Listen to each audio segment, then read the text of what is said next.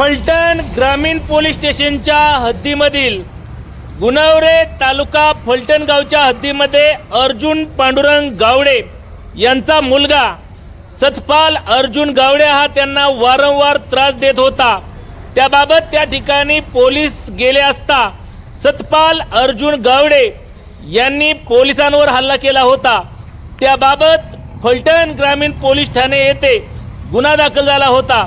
त्याबाबतचा तपास सहाय्यक पोलीस निरीक्षक सुबनावळे हे करीत होते।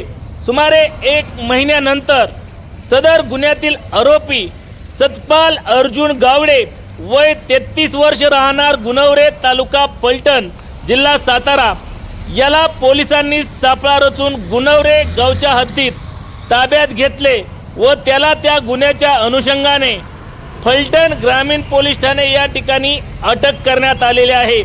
सदरची कारवाई माननीय पोलीस निरीक्षक संदीप जगताप यांच्या अधिपत्याखाली करण्यात आलेली असून त्यामध्ये पोलीस हवालदार सागर अभंग शिंदे यांनी मोलाचा वाटा देऊन कारवाई केली असून सदर आरोपी सतपाल अर्जुन गावडे याला दिनांक 26 फेब्रुवारी रोजी न्यायालयात समक्ष हजर केले असता माननीय न्यायालयाने सदर आरोपीला दिनांक 1 मार्च रोजीपर्यंत न्यायालयीन कोठडी सुनावली आहे।